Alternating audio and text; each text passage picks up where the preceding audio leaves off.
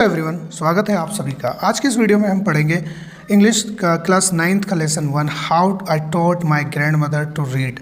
और ये जो लिखा है सुधा मूर्ति जी द्वारा लिखा गया है। इसको स्टार्ट करने से पहले हम देखते हैं यहाँ पे पहले हमें कुछ चीज़ गिवन है, रिफ्लेक्ट एंड रिस्पॉन्ड। ये हमें पहले ही बोल दिया गया है कि रिफ्लेक्ट एंड रिस्पॉन्ड।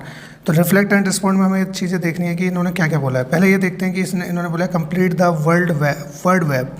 पहले हमें वर्ड वेब कंप्लीट करना है। फर्स्ट यहाँ पर इन्होंने एक वर्ड वेब कंप्लीट करने के लिए क्वेश्चन हमारे सामने पुट कर दिया है। क्वेश्चन है word why is it important to learn how to read and write. मतलब ये क्यों इम्पोर्टेंट है कि हमें किस तरीके से पढ़ना लिखना चाहिए या क्यों लिखना चाहिए, ठीक है, पढ़ना लिखना। तो इसके लिए हम वर्ड वेब को कंप्लीट करने के लिए हम कुछ चीज़ें यहाँ पर लिख सकते हैं। टू गेन नॉलेज, की नॉलेज गेन करने के लिए हमें पढ़ने लिखने की ज़रूरत है। टू बी इंडिपेंडेंट होने के लिए। और टू गेट अ जॉब, आप कोई कह सकता है कि मुझे इसलिए पढ़ना लिखना है क्योंकि आगे मुझे जॉब चाहिए। और to understand the world better, हम ये भी कह सकते हैं कि दुनिया को अच्छे से समझने के लिए भी हमें पढ़ाई लिखाई की ज़रूरत है। तो चलिए यहाँ से स्टार्ट करते हैं अपना। स्टार्ट करने से पहले आपके लिए कुछ ये ब्रेन स्टॉर्मिंग के लिए कुछ क्वेश्चंस दिए गए हैं सो दैट कि हम इसको ये रिलेट कर पाएँ अपनी लाइफ से। तो फर्स्ट यहाँ पर हमसे बोला है read the questions given below and share your answer with your classmate and teacher. मतलब ये क्वेश्चन पढ़ के आपको इसका रिस्पॉन्स टीचर और क्लासमेट के साथ आप शेयर कर सकते हैं। पहला क्वेश्चन जैसे कि यहाँ पर है विच लैंग्वेज और languages do your grand parents और एल्डरली रिलेटिव स्पीक। यानी ऐसी कौन सी लैंग्वेज है जो आपके ग्रैंड पेरेंट्स और या फिर आपके कोई एल्डरली रिलेटिव बोलते हैं। जैसे मैं कह सकता हूँ कि उर्दू, हिंदी या कोई रीजनल लैंग्वेज बोल सकते हैं, ठीक है। एक ये दूसरा क्वेश्चन है how do they spend their time. ये आपके ऊपर है कि आपको बताना है कि आपके जो ग्रैंड पेरेंट्स हैं वो किस तरीके से टाइम स्पेंड करते हैं। How do you spend time with them, और आपको ये भी बताना है कि आप किस तरीके से टाइम उनके साथ स्पेंड करते हैं। नेक्स्ट इसमें क्वेश्चन बोला what is your favourite experience with them, कि आपका क्या उनके साथ एक फेवरेट एक्सपीरियंस रहा है। हर एक स्टूडेंट का अपना डिफरेंट हो सकता है, तो ये आप देखें कि आपका आपके ग्रैंड पेरेंट्स के साथ क्या फेवरेट एक्सपीरियंस रहा है। नेक्स्ट यहाँ पर हमसे ये पूछा है what is something that the elderly in your family can not do. मतलब ऐसी क्या चीज़ है कि आपकी फैमिली में जो एल्डरली हैं, बड़े हैं, बुजुर्ग हैं घर में, जो वो नहीं कर पाते but enjoy watching you do. लेकिन अगर वो काम जो वो नहीं कर पाते अगर आप करते हो तो आपको देख कर वो इन्जॉय करते हैं। ऐसी चीज़ें यहाँ पर हमसे पूछी गई है। तो यहाँ से हमारा स्टार्ट होता है ये लेसन। इस लेसन में यहाँ पर ये बात बोली जा रही है पहले हमसे रीड द फॉलोइंग पैसेज। पहले हमें ये पैसेज रीड करनी है। मैच द हाईलाइटेड वर्ड्स, यहाँ पर हमें कुछ हाईलाइटेड वर्ड्स गिवन है, हमें इन वर्ड्स को यूज़ करना विद दियर मीनिंग, ठीक है, इन द बॉक्स। जैसे हम ये पैसेज पढ़ेंगे, जैसे हमें पहला वर्ड गिवन है एक्साइटेडली, एक believable, people living in particular area, discussion, a part of story, focus, man character, directed. In words का हमें मीनिंग फाइंड करना है एक शॉर्ट पैसेज से जो कि हमें यहाँ पर गिवन है। तो चलिए हम इसको देख लेते हैं, समझ लेते हैं इसमें क्या क्या चीज़ें हमें बताई गई है। The casting for the protagonist of our school's annual play was done after a lot of debate as many good actors had audition for the role.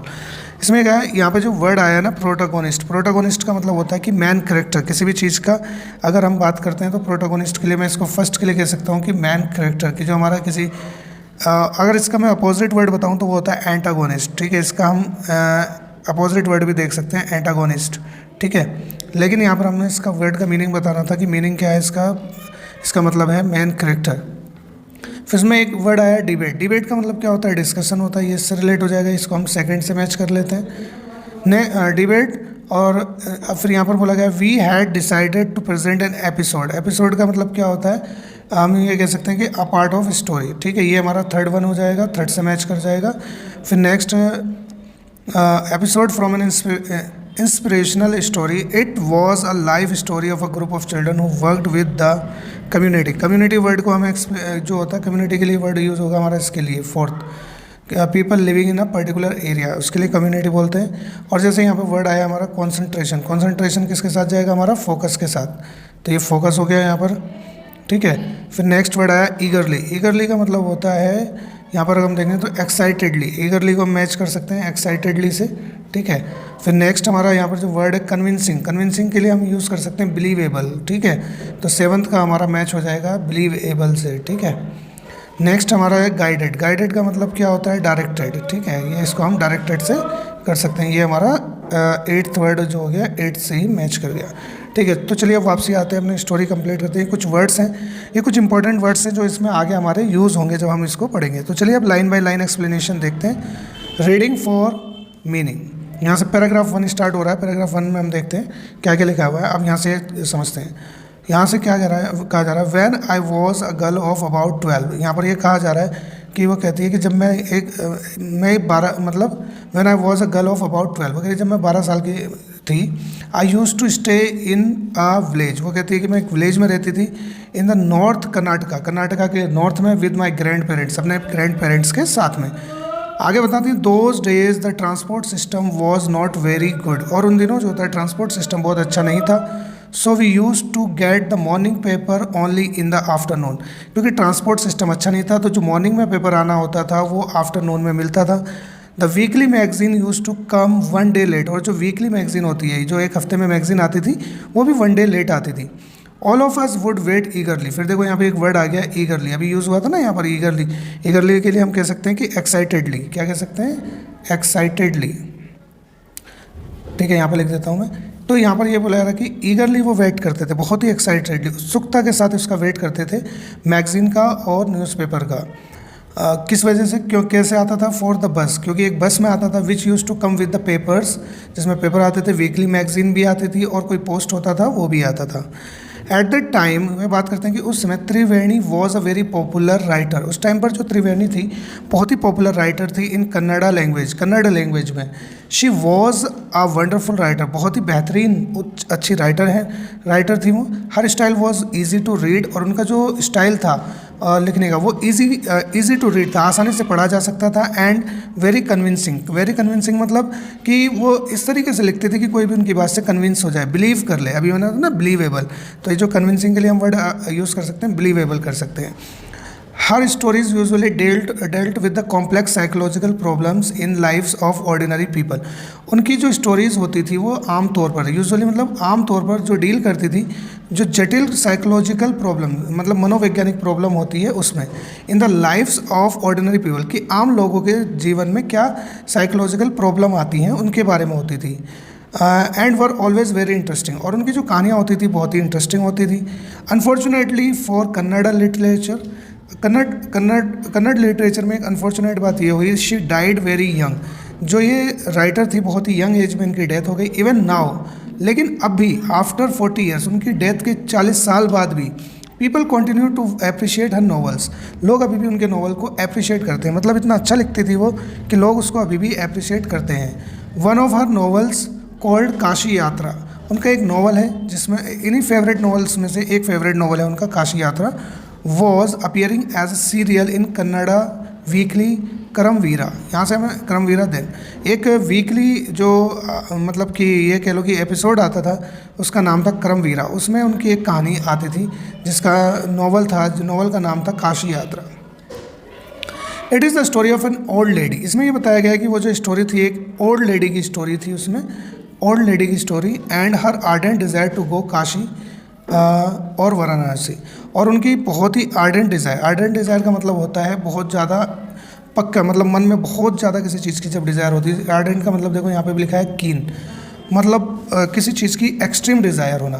तो यहाँ पर ये लिखा है it is the story of an old lady, ये जो story थी एक ओल्ड लेडी की थी and her ardent desire to go Kashi और वाराणसी, और उनके मन में बहुत तगड़ी इच्छा थी कि वो काशी या वाराणसी जाए। Most Hindus believe that going to Kashi and worshipping Lord Vishweshwara is the ultimate पुण्य। ज़्यादातर हिंदू इस बात में यकीन रखते हैं, विश्वास करते हैं कि काशी जाना और वहाँ पर काशी जाने के बाद वर्शिप करना, लॉर्ड विश्वेश्वरा की पूजा करना एक अल्टीमेट पुण्य माना जाता है, पुण्य का काम माना जाता है। This old lady also believed in this, ये जो ओल्ड लेडी थी वो भी इस चीज़ में यकीन रखती थी। And her struggle to go to there was describe in the novel, और उन्होंने वहाँ जाने में किस तरीके से स्ट्रगल किया उस नॉवल में ये डिस्क्राइब किया गया है। कौन सा नॉवल में? नॉवल का नाम है हमारा काशी यात्रा। In the story there was also a young orphan girl, इनकी एक स्टोरी में एक यंग ऑर्फन गर्ल भी है, मतलब कि एक अनाथ लड़की की भी बात होती है। हु फॉल्स इन लव, जो किसी से प्रेम करने लगती है। But there was no money for the wedding, लेकिन उनको शादी करने के लिए उसके पास पैसे नहीं थे। In the end the old lady gives away all her savings, और आखिर में क्या होता है जो ओल्ड लेडी थी वो अपनी सारी सेविंग्स दे देती है विदाउट गोइंग टू काशी, और वो काशी नहीं जाती, क्योंकि अगर काशी जाती तो वो पैसे खर्च कर देती, लेकिन वो सारे उस लड़की के लिए खर्च कर देती है, ऑर्फन लड़की के लिए।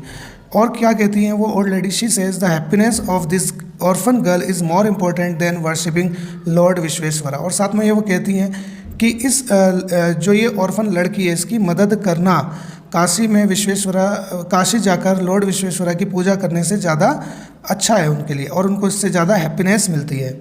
ठीक है, यानी कि यहाँ पर उन्होंने एक अच्छा काम किया, अपनी एक डिज़ायर को रोककर उन्होंने एक लड़की की मतलब के लिए अच्छा कर दिया।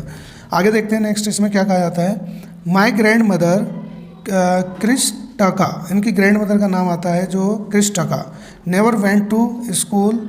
वो कहती है कि मेरी जो ग्रैंड मदर है वो कभी स्कूल नहीं गई थी, so she could not read, इसी वजह से वो पढ़ भी नहीं सकती थी। Every Wednesday the magazine would come, और हर वेंसडे को एक मैगजीन आती थी, and I would read the next episode of the story to her, और वो कहती है कि वो जो मैगजीन आती थी उसका नेक्स्ट एपिसोड में उनको पढ़कर सुनाती थी। ड्यूरिंग दैट टाइम, इसी टाइम के दौरान, she would forgot all her works and listen with the greatest concentration. Concentration मतलब फोकस, अभी आया था ना, मैंने ऊपर बताया था फोकस, और वो सारी चीज़ों को भूल जाती थी और पूरी फोकस के साथ उसको सुनती थी जब वो रीड करती थी। Later she could repeat the entire text by heart, और बाद में वो सारा जो टेक्स्ट होता था बाय हार्ट मतलब ज़बानी ही रिपीट कर सकती थी, ओरली रिपीट करती थी। My grandmother too never went to Kashi, वो कहती है कि मेरी ग्रैंड मदर भी कभी काशी नहीं गई थी, and she identified her self with the novel protagonist, और वो भी अपने आप को नोवेल के जो प्रोटागोनिस्ट है, मेन करेक्टर जो है उसके साथ अलाइन कर लेती हैं। ठीक है, so more than anybody else she was one of the most interested in knowing what happened next in the story, और इसी वजह से वो हमेशा ये जानना चाहती थी स्टोरी में फिर क्या हुआ। एंड यूज टू इंसिस्ट का मतलब होता है कि रिक्वेस्ट करना, बार बार अनुरोध करना, और उससे अनुरोध करती थी that I read the serial out to her, कि मैं उनको वो सीरियल जो आता था वो पढ़ के सुनाऊँ।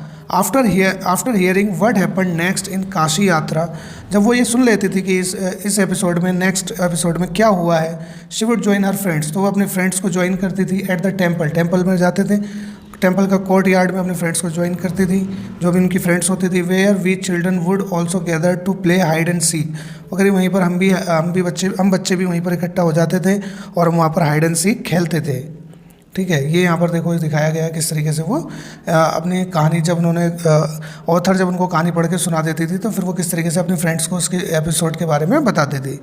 ठीक है, नेक्स्ट समझते हैं यहाँ पर इसमें she would discuss the latest episode with her friends, वो जो लेटेस्ट एपिसोड होता था अपने फ्रेंड्स के साथ डिस्कस करती थी। At that time I never understood why there was so much of debate about the story, और वो कहती है कि मुझे उस टाइम ये नहीं पता था उस स्टोरी में इतना डिबेट क्यों होता था उस टाइम पर।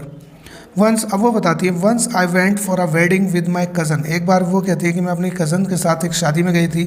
टू द नेबरिंग विलेज, पड़ोस के ही एक गाँव में।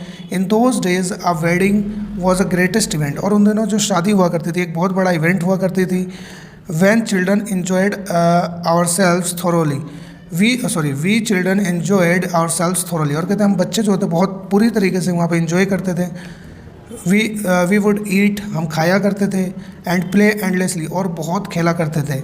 सेवरिंग द फ्रीडम, और यानी कि enjoying it the greatest way. Savouring word जो आया इसका मतलब होता है किसी चीज़ को जितना हो सकता है ज़्यादा से ज़्यादा एंजॉय करना। तो ये भी वही कह रहे हैं कि जो इन्हें आज़ादी मिलती थी, जो फ्रीडम होती थी वहाँ पे इन्हें खेलने वगैरह की, इसको पूरी तरीके से ये लोग यूज़ करते थे। Because all the elders were busy, क्योंकि इस शादी में सारे एल्डर्स बिजी होते तो इन्हें खेलने का टाइम मिल जाता था। आई went for a couple of days, वो कहते हैं कि वहाँ कुछ ही दिन के लिए वहाँ पर गई थी शादी में। But ended up staying up there for a week, लेकिन वहाँ पर एक हफ़्ता लग गया। गई तो कुछ दिनों के लिए थी लेकिन इनको वहाँ पे एक हफ़्ता लग गया। When I came back to my village, वो कहती हैं कि जब मैं अपने विलेज वापस आई, I saw my grandmother in tears, तो मैंने अपनी ग्रैंड मदर को टीयर्स में देखा, उनकी आंखों में आंसू देखे। I was surprised for I had never seen her cry in the most difficult situation. वो कहते हैं मैं उनको देखकर बहुत ज़्यादा सरप्राइज थी, क्योंकि मैंने उनको मोस्ट डिफ़िकल्ट सिचुएशन में भी कभी इस तरीके से क्राई करते हुए यानी कि रोते हुए नहीं देखा था। बट दिस टाइम उन्होंने देखा कि उनकी आंखों में आंसू थे। What had happen, I was worried. ठीक है, अब वो कहती है कि मुझे इस बात की चिंता थी कि क्या हुआ है, ऐसा क्या हुआ कि दादी की आंखों में आंसू है, क्योंकि वो कभी तो अगर उस मोस्ट डिफ़िकल्ट टाइम भी हुआ है तभी उन्होंने मोस्ट डिफ़िकल्ट सिचुएशन में भी कभी उन्होंने ऐसा नहीं किया था, लेकिन इस बार ऐसा क्या हुआ। तो फाइनली देखते हैं क्या कहते हैं, Avva is everything all right, are you okay, वो उससे उनसे पूछती है अपनी दादी से। अव्वा, अव्वा जो यहाँ पर यूज़ होता है उसका मतलब होता है मदर। मदर कहती है उनको कि सब कुछ, क्या सब कुछ ठीक है या कुछ क्या हुआ है। I use to call her Avva which means mother, वो कहती है कि मैं उनको अव्वा बोलती थी जिसका मतलब मदर होता है in Kannada spoken in north Karnataka. North Karnataka में जो कन्नड़ भाषा बोली जाती है उसमें अव्वा का मतलब होता है मदर। शी नोडेड, उन्होंने सर हिला दिया, बट डिड नॉट रिप्लाई, लेकिन उन्होंने कुछ रिप्लाई नहीं दिया। आई did not understand and forget about it, वो कहती है मुझे भी समझ नहीं आया क्या हुआ है, और फिर बाद में मैं उसके बारे में भूल भी गई, क्योंकि ये सी वॉज उस टाइम पे केवल 12 साल की थी। इन दी नाइट, कहती नाइट में क्या हुआ, आफ्टर डिनर, डिनर के बाद, we were sleeping in the open terrace of our house, कि हमारे घर का जो ओपन टेरेस था हम वहाँ पर सो रहे थे।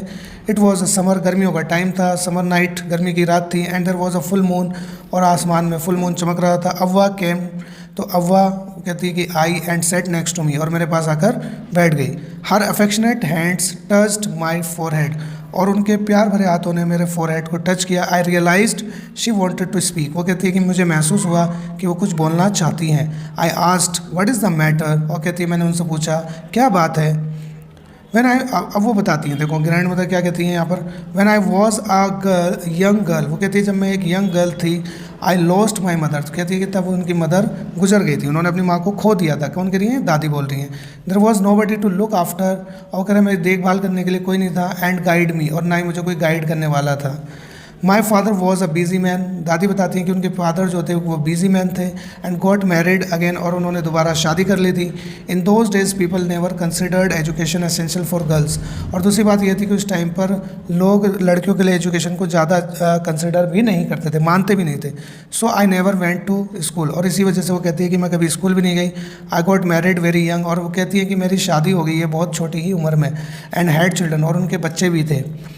आई बिकेम वेरी बिजी, फिर कहती है कि बाद में वो लाइफ में बहुत बिजी हो गई। Later I had grandchildren, फिर वो कहती है बाद में मेरे ग्रैंड चिल्ड्रन भी हुए, पोता पोती हुए। And always felt so much happiness in cooking, और कहती है कि मुझे बहुत अच्छा लगता है, बहुत खुशी मिलती है कुकिंग करने में, खाना पकाने में। And feeding all of you, और आप सबको खिलाने में।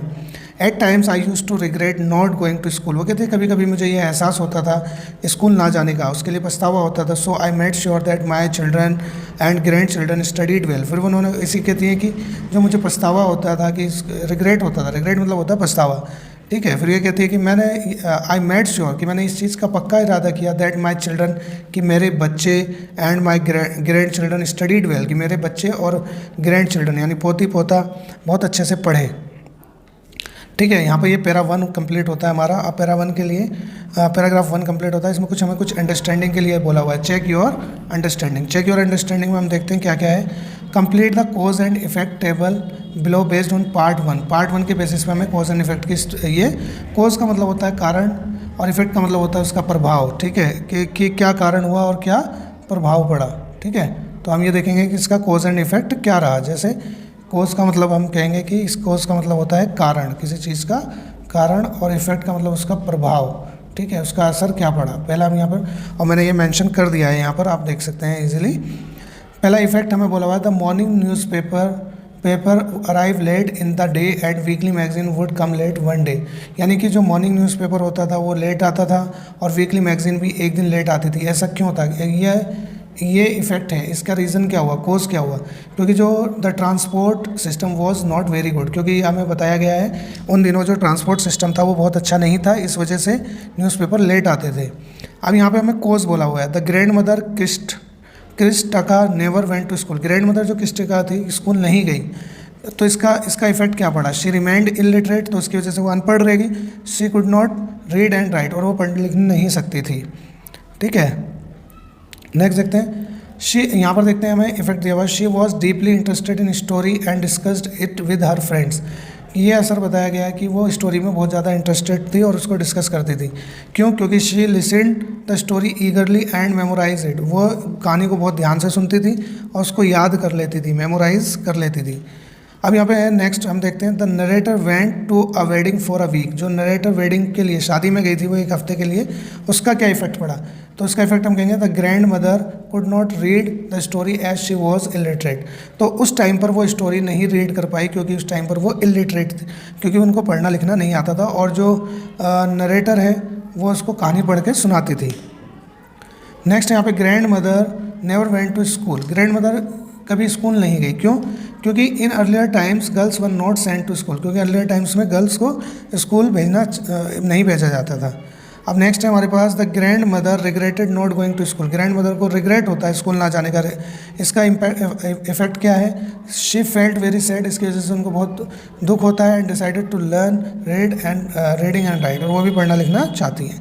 यहाँ पर फिर हमें एक क्वेश्चन दिया है, क्वेश्चन भी देख लेते हैं। क्वेश्चन में क्या गिवन है हमें, do you think the narrator expected to see her grandmother in tears, क्या लगता है आपको कि नरेटर को ये एक्सपेक्टेशन थी कि वो कभी अपनी दादी को टीयर्स में देखेगी? तो हम ये कहेंगे नहीं, उनको कैसे, क्योंकि वो स्ट्रॉन्ग थी, because she was strong and she never can say had tears in her eyes even in the most difficult situation. तो हम ये कह सकते हैं यहाँ से ऐसा कि उनके उसने एक्सपेक्ट नहीं किया था। When she return to village, है ना, तो हमने इसका बता दिया, नो के आंसर में हमने इसको जवाब दे दिया। How might the narrator help grandmother to fulfil her desire to learn and read and write, तो नरेटर किस तरीके से हेल्प कर सकती थी ग्रैंड मदर की? तो हम ये कह सकते हैं कि नरेटर को पढ़ना लिखना आता था। She could teach to her grandmother to read and write, in this way she could help her grandmother. ठीक है, तो यहाँ पे पैरा हमारा 1 कंप्लीट होता है, स्टार्ट होता है। I could not understand why my 62 year old grand mother was telling me a 12 year old. यहाँ पर जो हमारी राइटर है वो ये कहती है कि मुझे समझ में नहीं आ रहा था, क्योंकि वो 62 साल की मेरी दादी ये मुझे 12 साल की एक लड़की को ये सब बातें क्यों बता रही थी। The story of her life in the middle of the night, और वो क्या बता रही थी? अपनी स्टोरी की, अपनी लाइफ की स्टोरी बता रही थी, वो भी मिडिल ऑफ द नाइट में, आधी रात को ये बात उनको वो बता रही थी। But I knew I loved her immensely, लेकिन वो कहती है कि मुझे पता था मैं उनसे बहुत प्यार करती हूँ। इमेंसली का मतलब होता है एक्सट्रीमली, बहुत ज़्यादा। ठीक है, and there had to be some reason why she was talking to me, और वो कहती है कि शायद कोई वजह ही रही होगी, कोई रीज़न होगा जिसकी वजह से वो उससे इस टाइम बात कर रही थी। I looked at her face, कहती है मैंने उनके फेस की तरफ देखा। इट वॉज अनहैप्पी, और उनका फेस जो था मतलब अनहैप्पी था, दुखी था। And her eyes were filled with tears, और उनकी आंखों में आंसू भरे हुए थे। She was a good looking lady, एक वो अच्छी दिखने वाली महिला थी। Who was usually always smile, और जनरली क्या होता था, यूजुअली वो स्माइल करती रहती थी, एक कॉन्फिडेंट महिला थी। इवन टुडे, आज भी, I cannot forget the worried expression on her face, वो कहते हैं कि आज भी जो मैंने उस टाइम उनके चेहरे पर वरीड एक्सप्रेशन देखे कि मैं उनको नहीं भूल पाती हूँ। I lean forward and held her hand, वो कहती मैं थोड़ी आगे झुकी और उनका हाथ मैंने पकड़ लिया। Avva, don't cry, what is the matter, can I help you in any way, वो कहती है कि अव्वा आप रोइए मत, व्हाट इज़ द मैटर, क्या बात है, can I help you in any वे, क्या मैं किसी भी तरीके से आपकी मदद कर सकती हूँ, ये पूछा उन्होंने। अवा डोंट क्राई, अगेन कहती है कि don't cry, what is the matter, क्या मतलब कि क्या बात है, can I help you in any वे, क्या मैं किसी भी तरीके से आपकी मदद कर सकती हूँ। Yes I need your help, तो ग्रैंड मदर कहती है कि मुझे आपकी नीड है, हेल्प की। You know when you were awake, आपको पता है जब आप मतलब गई हुई थी, शादी में गई हुई थी। क्रमवीरा केम एज यूजुअल, क्रमवीरा क्या है, एक मतलब कि नॉवल आ रहा है, ठीक है, एक एपिसोड चल रहा है।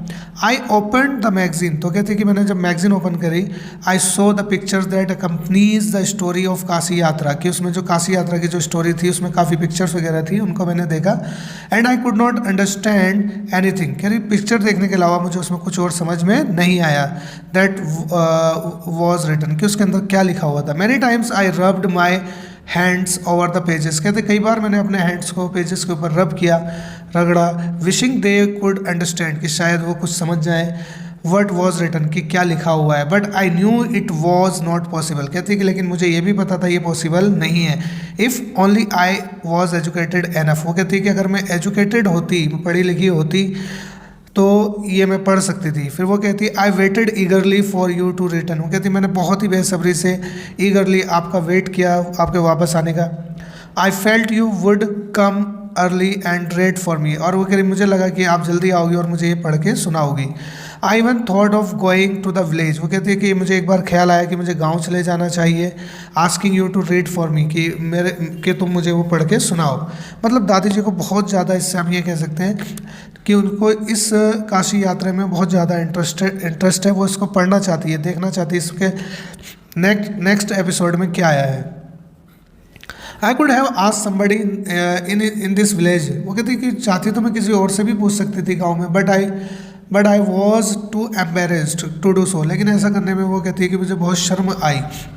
आई फेल्ट डिपेंडेंट, और कहती मुझे ऐसा महसूस लगा हुआ कि मैं किसी पर डिपेंडेंट हूँ, एंड हेल्पलेस, और असहाय महसूस हुआ। वी आर वेल ऑफ, कि हम अमीर हैं, ठीक ठाक हैं, but what use is money when I can not be independent, कि हम वेल ऑफ होने के बावजूद भी पैसों का ऐसे क्या यूज़ कि हम इंडिपेंडेंट नहीं हो सकते, we are dependent.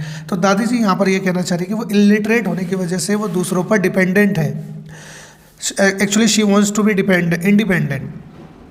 I did not know what to answer. अब वो कहती है, जो राइटर है, कहती है कि मुझे नहीं समझ में आ रहा था मुझे क्या आंसर करना चाहिए। अव्वा कॉन्टिन्यूड, अव्वा बोलती गई आगे, उन्होंने जारी रखा। फिर अव्वा क्या कहती हैं, I have decided I want to learn the Kannada alphabets from tomorrow onward. वो कहती है मुझे कल से ही कन्नड़ के अल्फ़ाबेट्स सीखने हैं। I will work very hard, वो कहती है मैं बहुत मेहनत करूँगी। I will keep Saraswati puja date during Dussehra as the deadline. और कह रही कि जब सरस्वती पूजा का टाइम आएगा दशहरा पर, तो मैं उसको अपनी डेडलाइन रखूँगी, मतलब तब तक मुझे पढ़ना लिखना है ना, सीख लेना है। That day I should be able to read a novel on my own. और कहती है कि उस दिन तक मुझे नॉवल ये मैं अपने आप से पढ़ना सीख जाऊँ। तो उन्होंने एक डेडलाइन रखी है यहाँ पर। फिर कहती है I want to be independent, वो कहती है कि मैं इंडिपेंडेंट बनना चाहती हूँ, कि किसी पर डिपेंड नहीं रहना चाहती हूँ कि कोई उसको पढ़कर सुनाए। I saw the determination on her face. तो राइटर कहती है कि मैंने उनके चेहरे पर डिटर्मिनेशन देखा। Yet I laughed at her, कहती फिर भी मुझे उन पर हंसी आई। अव्वा, फिर वो उनसे पूछती है, Avva at this stage age of 62 you want to learn alphabets. कहती है कि मैंने उनसे पूछा, अव्वा आप ये 62 ईयर्स की एज में, 62 साल की उम्र में पढ़ना चाहती हो, अल्फ़ाबेट सीखना चाहती हो। All your here is grey, आपके तो सारे हेयर्स भी जो है वो ग्रे हो चुके हैं, वाइट हो चुके हैं। योर हैंड्स आर रिंकल्ड, और हाथों पे झुर्रियाँ पड़ गई हैं। यू वेयर स्पेक्टिकल्स, और आप चश्मा भी लगाती हैं। You work so much in the kitchen, और पूरे दिन काम करती रहती हो किचन में। तो ये सारी बातें नरेटर बोल रही है। Childishly I made fun of the old lady, कहती मैंने बचकानी हरकत करते हुए, चाइल्डिशली होता है बचकानी, जो बच्चे वाली हरकतें होती हैं, कि मैंने उनका मजाक उड़ाया इस तरीके से बच्चे वाली हरकतें करके। बट शी जस्ट स्माइल, लेकिन उन्होंने कुछ नहीं कहा, वो जस्ट स्माइल करती गई। For a good cause if you are determined, अगर एक अच्छी चीज़ के लिए आप डिटरमाइंड हो, दृढ़ निश्चय हो, मतलब पक्का यकीन कर लिया आपने कुछ करने का, you can overcome any obstacle, तो आप किसी भी ऑब्स्टेकल पर ओवरकम कर सकते हो। ऑब्स्टेकल मतलब बाधा, रुकावट, कि अगर आप डिटरमाइंड है तो आपको कोई रुकावट नहीं रोक सकती। आई विल वर्क हार्डर, कहती है कि मैं मेहनत करूँगी देन एनीबडी, कि मैं बाकियों से मेहनत ज़्यादा करूँगी, but I will do it, लेकिन फिर भी मुझे ये करना ही है, मुझे ये लैंग्वेज सीखनी है। For learning there is no age bar, वो कहती है कि मेरे अकॉर्डिंग पढ़ाई करने में, सीखने में कोई एज बार नहीं होता, उम्र की कोई बात नहीं होती, कि ऐसा नहीं है कि ओल्ड एज में हो गई है तो सीख नहीं पाएगी, अभी भी वो सीख सकती है। The next day onward I started my tuition, वगैरह अगले ही दिन से मैंने अपना ट्यूशन स्टार्ट कर दिया, उनका ट्यूशन स्टार्ट कर दिया। Avva was a wonderful student, और बहुत ही अच्छी स्टूडेंट साबित हुई Avva. The amount of homework she did was amazing, जो होमवर्क वो करती थी वो काफ़ी, जितना भी होमवर्क उनको दिया जाता था वो करती थी उसको, और वो उनका करने का तरीका बड़ा अमेजिंग था। She would read, repeat, right and recite, क्या करती थी, पहले पढ़ती हैं, फिर उसको रिपीट करती हैं, लिखती है, राइट करती है, फिर उसको रिसाइट करती है, पढ़कर सुनाती है। तो इस तरीके से वो सीख रही है, मतलब कि एक लैंग्वेज सीख रही है, Kannada language. I was her only teacher and she was my first student, वो कहती है कि उनकी ज़िंदगी में इस तरीके की मैं पहली टीचर थी और वो मेरी फर्स्ट स्टूडेंट भी रही। Little did I know then what one day I would become a teacher in computer science, वो कहती हैं, सुधा मूर्ति जी कहती हैं कि मुझे ये भी नहीं पता था कि एक दिन ऐसे ही मैं आगे कंप्यूटर साइंस के भी टीचर बन जाऊँगी। टीच हंड्रेड्स ऑफ स्टूडेंट, जहाँ पे मैं सैकड़ों स्टूडेंट्स को, हंड्रेड्स ऑफ स्टूडेंट को पढ़ाऊँगी। ठीक है, ये बोलती हैं Sudha Murty. Dussehra festival came as usual, Dussehra जो फेस्टिवल था वो एज यूजुअल आ गया। Secretly I bought Kashi Yatra which had been publish as a novel by that time, कहते हैं कि मैंने सीक्रेटली, चुपके से ये नॉवल खरीद लिया, काशी यात्रा, क्योंकि उस टाइम तक ये नॉवल बन चुका था, पहले इसके एपिसोड्स आते थे, अब ये नॉवल बन चुका था। My grandmother called me to the puja place, वो कहती है मेरी ग्रैंड मदर ने मुझे पूजा के स्थान पर बुलाया and made me sit down on the stool, on a stool, और मुझे एक स्टूल पर बैठा दिया। She gave me a gift of frock material, उन्होंने एक फ्रॉक मटेरियल का उसे गिफ्ट दिया। Then she did something unusual, और फिर उन्होंने कुछ ऐसा किया जो कि बिल्कुल अनयूजुअल था, जो कि आम नहीं था, यूजुअल नहीं था, जैसा कि आमतौर पर होता है। शी बेंट डाउन, वो नीचे झुकी, एंड टच्ड माई फीट, और उन्होंने मेरे पैर छुए। यहाँ पर ये राइटर बोल रही है, सुधा मूर्ति जी नरेटर, कि उनकी दादी ने उनके पैर छुए। आई वॉज सरप्राइज, वो कह रहे मैं सरप्राइज हो गई, बड़ी हैरान हो गई ये देखकर। एंड टेकन अबेक, और मैं वो कहते हैं कि मैंने टेकन अबेक का मतलब देखो यहाँ पर लिखा हुआ है, टेकन अबेक क्या होता है, सरप्राइज बाय समथिंग अनएक्सपेक्टेड, यानी कि किसी चीज़ से हैरान हो जाना जिसकी आपने उम्मीद ना की हो। तो कभी नरेटर ने ऐसी कोई उम्मीद नहीं की थी कि ग्रैंड मदर कभी उसके पैर छुएगी, लेकिन उन्होंने ये पैर छुए तो वो बहुत ही सरप्राइज हो गई, हैरान रह गई। Elders never touch the feet of youngster, कि बड़े जो होते हैं कभी भी छोटों के पैर नहीं छूते। We have always touch the feet of God, कि हम तो हमेशा या तो गॉड के फीट टच करते हैं, एल्डर्स के करते हैं अपने बड़ों के, या फिर टीचर्स के करते हैं। We consider that as a mark of respect, और ये पैर टच करना, छूना क्या कहलाता है, एक रिस्पेक्ट का मार्क, रिस्पेक्ट की निशानी है। It is a great tradition, और ये बहुत महान ट्रेडिशन है, मतलब रीति रिवाज है। But today the reverse had happened, लेकिन आज उल्टा हुआ है। उल्टा कैसे हुआ कि बड़े इंसान ने छोटे के पैर छुए, ठीक है, दादी ने अपनी पोती के पैर छुए। इट वॉज नॉट करेक्ट, तो ये सही नहीं था। According to the narrator, she said I am touching the feet of a teacher. अब देखो जो दादी है वो कहती है कि मैं जो ये फीट टच कर रही हूँ ये टीचर के कर रही हूँ, और ऊपर बोला भी गया है यहाँ पर कि ये फीट किस किस के टच करते हैं, गॉड के, एल्डर्स के अपने, और टीचर्स के। तो यहाँ पर दादी ने ये बताया कि मैं अपनी पोती के नहीं, ग्रैंड डॉटर के पैर टच नहीं कर रही हूँ, अपने टीचर के कर रही हूँ, नॉट माई ग्रैंड डॉटर, ठीक है। A teacher who taught me so well, वो कहती है एक ऐसे टीचर के पैर टच कर रही हूँ जिसने मुझे बहुत अच्छे से सिखाया, with so much of affection, बहुत प्रेम से पढ़ाया, अफेक्शन से, that I can read any novel confidently in such a short period. वो कहती है कि इतना अच्छे से पढ़ाया कि अब इस शॉर्ट पीरियड में, छोटे से टाइम में अब मैं कोई भी नॉवल पढ़ सकती हूँ। तो यहाँ पर हम ये कहेंगे दादी उसके ऊपर अपना थैंक शो करना चाहती है। नाउ आई एम इंडिपेंडेंट, कहती है अब मैं इंडिपेंडेंट हूँ, अब मैं अपने आप पढ़ सकती हूँ।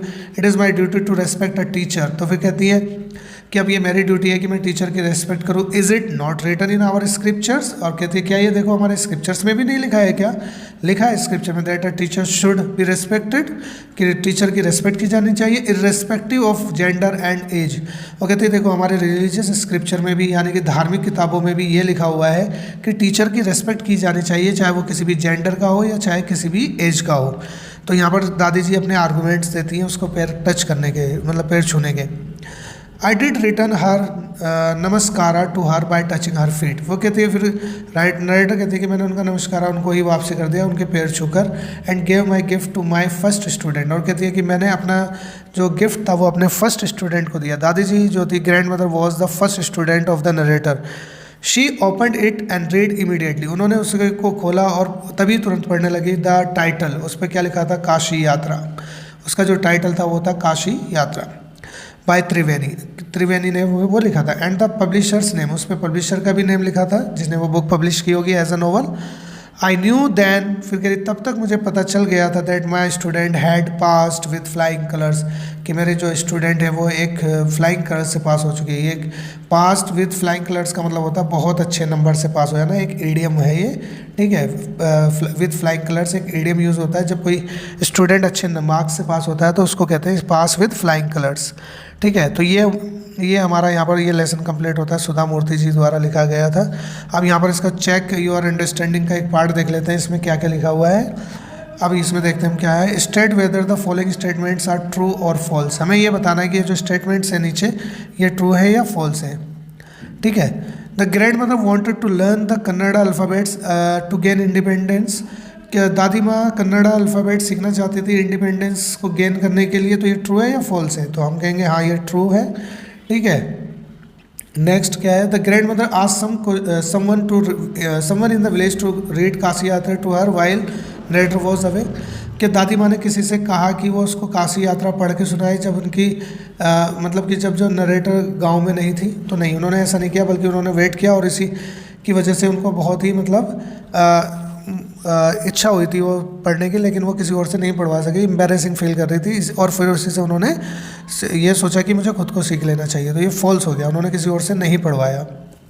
The narrator was the grandmother's first teacher and taught her how to read, narrator जो थी ग्रैंड मदर की फर्स्ट टीचर थी और उन्होंने उनको पढ़ना लिखना सिखाया। हाँ, तो ये भी हमारा ट्रू है।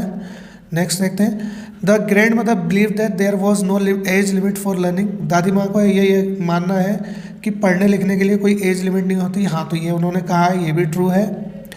The grandmother touch the narrator's feet as a mark of respect to her for her as a teacher. हाँ, एज अ टीचर, क्योंकि वो अपने टीचर के प्रति रिस्पेक्ट दिखाना चाहती थी, इसलिए उन्होंने उनके पैर को छुआ, तो ये भी ट्रू है।